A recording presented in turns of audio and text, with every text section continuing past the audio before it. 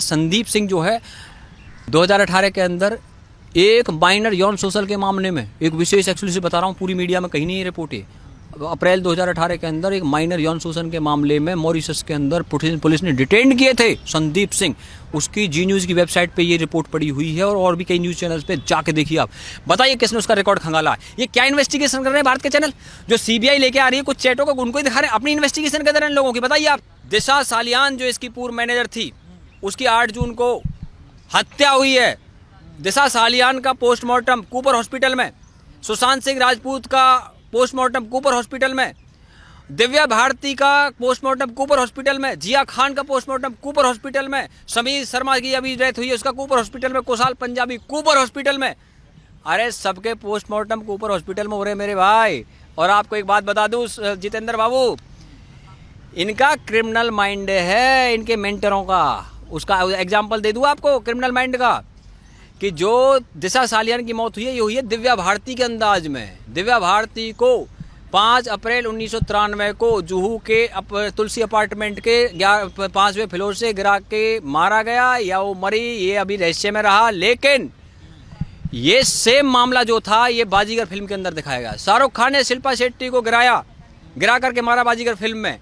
ये फिल्म जो रिलीज हुई थी 12 नवंबर 1993 को, और दिव्या भारती की डेथ हुई है 5 अप्रैल 1993 को, यानी उसी साल में ये फिल्म रिलीज हुई है बाजीगर। और इस फिल्म की स्क्रिप्ट किसने लिखी है पता आपको? रॉबिन भट्ट, जो कि महेश भट्ट के भाई हैं। और रॉबिन भट्ट जो है वो उसकी मदर थी, हिंदू माँ से है वो, और जो महेश भट्ट है वो मुसलमान माँ शिरीन मोहम्मद से है। इनके जो पिताजी थे नाना भाई भट्ट, उसकी 2 वाइफ थी, एक हिंदू वाइफ थी हेमलता, जिसके बेटे रॉबिन भट्ट जिसने बाजीगर फिल्म की स्क्रिप्ट लिखी है, और दूसरे जो उसकी वाइफ थी नाना भाई भट्ट की, वो कौन थी? शिरीन मोहम्मद, जिसके बेटे महेश भट्ट हैं। और महेश भट्ट कश्मीरी पंडित है, नाना भाई भट्ट। उनको कश्मीरी पंडितों की आवाज़ उठानी चाहिए थी, लेकिन उन्होंने कश्मीरी पंडितों की आवाज़ नहीं उठाई। बॉलीवुड के अंदर ये कहते हैं ना भाई वहाँ पे इनका कहाँ से इनको माफिया बता रहे हो, मैं बताता हूँ माफिया को बता रहे, सबूत लो।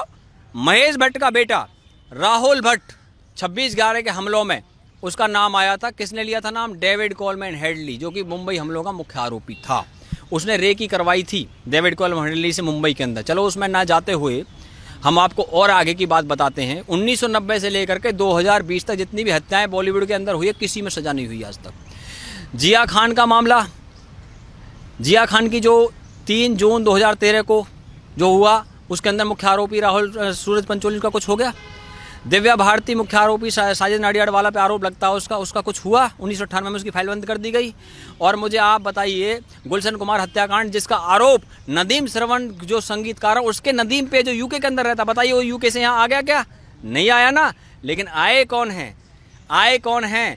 ये जो लोग सोचते हैं मुंबई में बैठ करके हमारा कोई कुछ नहीं करेगा। अरे भैया, अबू सलेम और मोनिका बेदी को पुर्तगाल से भारत लेके आ गए, और क्रिश्चियन मिशेल को दुबई से भारत लेकर के आ गए, एक्सट्रेडेट किया था। उसके अंदर Christian Michel Agusta Westland deal का मुख्य आरोपी था। और अगस्टा वेस्टलैंड डील वो डील है जिसके अंदर कोर्ट के ऑर्डर में लिखा है कि सिग्नोरा गांधी यानी कि Shrimati Gandhi, Sonia Gandhi is the main accuse. Subramanian Swamy ने भारत की पार्लियामेंट में खड़े होकर के बोला था कि Sonia Gandhi is the main accuse in Agusta Westland deal.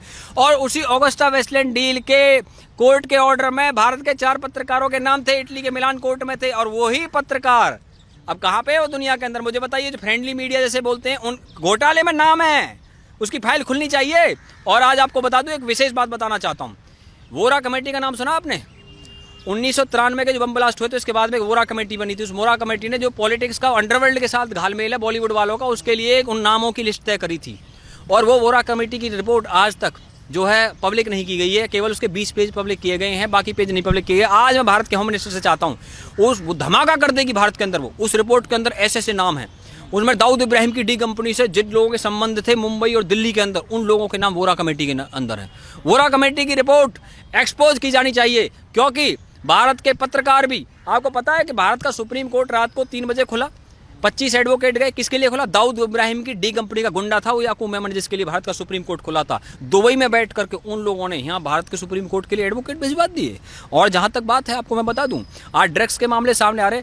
अरे भैया, ड्रग्स के मामले, जितेंद्र जी, मैं एक ऐसा व्यक्ति हूँ, ये तो जब अभी सुशांत का केस आ गया इसलिए चैनल वाले बोल रहे हैं, हम तो पहले से भी इन चीज़ों की चर्चा करते रहे हैं, क्योंकि ये money laundering, drugs, casting couch, इसका सारा जो वहाँ पे घालमेल है, ये एक मामला नहीं है, ये मल्टीपल मामले हैं।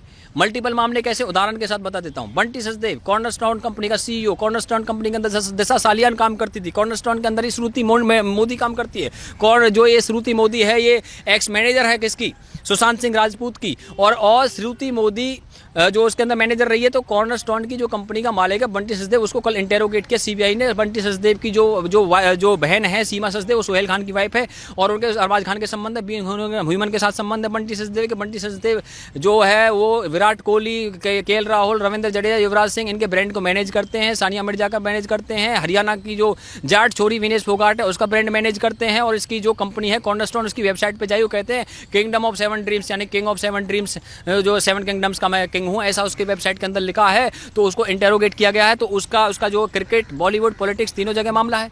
और आज जो ड्रग्स के बड़े बड़े पेडलर निकल रहे हैं, मैं आपसे पूछना चाहता हूं, जो वर्ल्ड के अंदर ड्रग्स का सारा कारोबार चलता है, आज से थोड़ी चलता है, ये तो बहुत लंबे समय से चलता है। लेकिन आज जो भारत सरकार की जो एजेंसी है जिसका नाम है नारकोटिक्स कंट्रोल ब्यूरो, तो नारकोटिक्स कंट्रोल ब्यूरो जो वहां पे गई हुई है, होम मिनिस्ट्री को रिपोर्ट करती है, सीबीआई पीएमओ को रिपोर्ट करती है, ईडी फाइनेंस मिनिस्ट्री को रिपोर्ट करती है। आज भारत सरकार का पूरा तंत्र आज वहां पे इन सब चीजों को निकालने में लगा हुआ है। और जितेंद्र जी, आपको एक बात और बता दूं, मैं अगर मैं आज चर्चा कर ही रहा हूं तो देखिए, इसमें 6 मार्च 2017 को करण जौहर ने लंदन स्कूल ऑफ इकोनॉमिक्स के अंदर बोला था कि कंगना रनावत को बॉलीवुड से आउट करो, she is playing women card and victim card. Exact quote कर रहा हूं उसके वर्ड को। अब आप मुझे बताइए, करण जौहर कौन है कंगना रनावत को बॉलीवुड से निकालने वाले? करण जौहर को क्यों चिढ़ हो रही है भैया इस चीज़ की? करण जौहर सबसे पहले इस बात का जवाब दें कि अप्रैल 2018 के अंदर उसके घर पे जो पार्टी हुई थी, उस पार्टी पे ड्रग्स की पार्टी बताया जा रहा है, उस पर आरोप लगे थे ड्रग्स लेने के। तो मैं आपसे जानना चाहता हूं, आप मुझे बता दीजिए कि करण जौहर की पार्टी में कौन कौन लोग शामिल थे? रणबीर कपूर था, अर्जुन कपूर था, मलाइका अरोड़ा थी, दीपिका पादुकोण थी, विक्की कौशल थे, उसके अंदर ये वरुण धवन था, शाहिद कपूर था। इस पार्टी के बाद में एफआईआर करवाई थी मनिंदरजीत सिंह सिरसा ने, जो कि है दिल्ली के अंदर एक बीजेपी के एमएलए।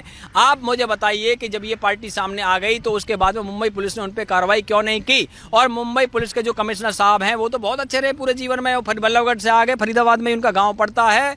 और ये सारा जो खेल है भैया, मैं तो आपसे एक ही बात कहूँगा जितेंद्र जी, जो सबसे बड़ी जो चीज़ है वो ये है कि ये सब सीबीआई के घेरे में और इनका फ्यूचर अंधेरे में है।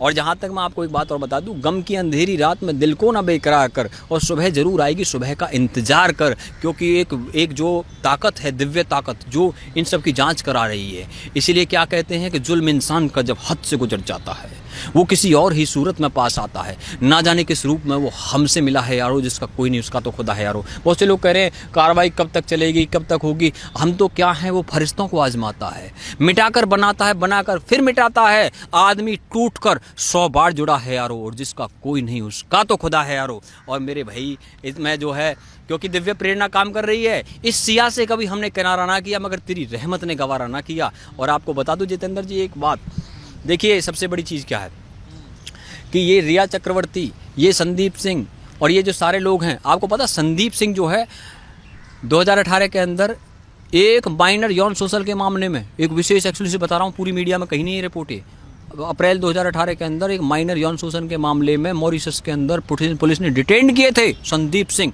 उसकी जी न्यूज़ की वेबसाइट पे ये रिपोर्ट पड़ी हुई है, और भी कई न्यूज़ चैनल्स पे जाके देखिए आप। बताइए किसने उसका रिकॉर्ड खंगाला है? ये क्या इन्वेस्टिगेशन कर रहे हैं भारत के चैनल?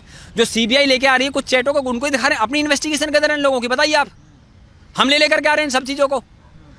और दूसरी बात यह है कि जो इन लोगों ने आज ये केस आया है, तो क्या ये इस केस से पहले ये ड्रग्स के खेल नहीं चलते थे वहाँ पे? तो आज तक किसी चैनल ने क्यों नहीं दिखाया उनको? अब जब कोई केस हो जाता तभी दिखाएंगे ये। ना तूने सिग्नल देखा, ना मैंने सिग्नल देखा, एक्सीडेंट हो गया। जब कोई एक्सीडेंट होगा तभी बात होगी उस चीज़ की, कोई उसके बगैर भी बात हो जाएगी। अरे भैया जितेंद्र जी, ये जो सारे गेम चल रहे हैं ना वहाँ पे, देखो अंडरवर्ल्ड का बहुत बड़ा नेटवर्क बॉम्बे में काम करता है, और ये सारा जो नेटवर्क है अंडरवर्ल्ड का, वहाँ पे ये 1990 के समय में बहुत जोर था वहाँ पे, शिवसेना ने उसको कम किया था। और अंडरवर्ल्ड का जो नेटवर्क है वो दुबई से और कराची से संचालित है। इसको डी के गैंग बोलते हैं, दुबई कराची गैंग। और आपको मैं और बात बता दूं, एक बेंगलोर के अंदर नारकोटिक्स कंट्रोल ब्यूरो जो कि जांच करती है ड्रग्स के मामलों की, उसने वहाँ पे डी अनिका नाम की एक छोटी सी एक्ट्रेस को निकाला। आप कहोगे इसका नाम क्यों ले रहे हो? उसका कारण बता देता हूँ। उसकी चैट में साउथ के टॉप 10 सुपरस्टार, टॉप 10 साउथ के, उसमें ड्रग चैट में नाम है उनके। इसका मतलब साउथ की भी पूरी इंडस्ट्री ड्रग्स में डूबी हुई है। बताइए आप मुझे। और वो ड्रग्स बेंगलोर में कहाँ से आया था? ब्रुसेल्स, जो कि बेल्जियम की राजधानी है। और वहाँ पर एक बहुत बड़ा इवेंट फेस्टिवल होता है जिसमें पूरे यूरोप के लोग आते हैं। उसके अंदर ड्रग्स का बहुत बड़ी पार्टी उसमें आयोजित होती है। उसका टुमारोलैंड नाम का वो फेस्टिवल है। टुमारोलैंड फेस्टिवल से वो ड्रग्स बॉम्बे के अंदर आया। कौन सा था? उसमें मैथालीन, कोकेन, मरिजुआना, MDMA, PCB ड्रग्सों के नाम बता रहा हूँ, ये थे वहाँ पर। और R रविंद्रन डी कनिका को वहाँ पे उन्होंने डिटेन किया, अरेस्ट किया। अब आपसे मैं पूछता हूँ कि इन सब के तार जो हैं, मैं आपसे पूछता हूँ सिर्फ सुशांत केस के अंदर, जितेंद्र जी आप बताइए, सुशांत केस के अंदर जो 5-6 लोग हैं, केवल उन पे ही सजा होनी चाहिए या जो पूरा का पूरा जो वहाँ ड्रग्स का धंधा चलता है इस पीढ़ियों को बचाने के लिए काम चलना चाहिए? मैं आपसे पूछता हूँ। मैं भारत की जनता से भी जानना चाहता हूँ, आपको सिर्फ जो है सुशांत के मामले में तो उनको तो सजा होगी ही होगी, कोई रोक नहीं सकता, लेकिन क्या सिर्फ उनको, आपको सिर्फ उन पे ही कार्रवाई चाहिए या जो पीछे सारा जो ड्रग्स की दुनिया है इसको ख़त्म करना चाहिए? बताइए आप मुझे। अरे भैया मेरे का हिंदुस्तान में कहावत है ज़मीनी स्तर की कि उंगली पकड़ते हैं ना जो लोग, वो पूरा हाथ भी पकड़ लेते हैं। तो उंगली पकड़ के हाथ पकड़ने का खेल चल रहा है। और इस सारे खेल के अंदर इतनी सारी मछलियां हैं, बड़ी मछलियों को पकड़िए आप। हिंदुस्तान में कहावत है चोर को मत पकड़ो, चोर की माँ को पकड़ो।